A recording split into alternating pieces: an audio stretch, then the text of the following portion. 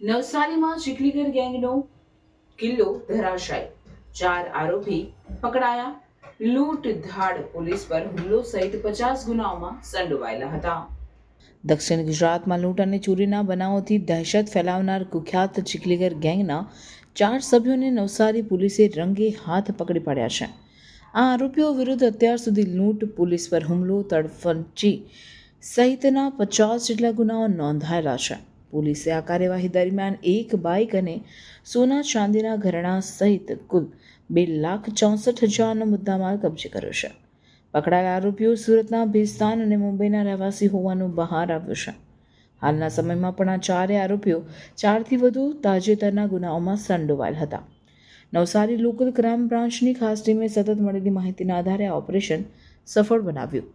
પોલીસે હવે ગેંગના અન્ય સાથીદારો અને નેટવર્કની શોધખોળ શરૂ કરી દીધી છે.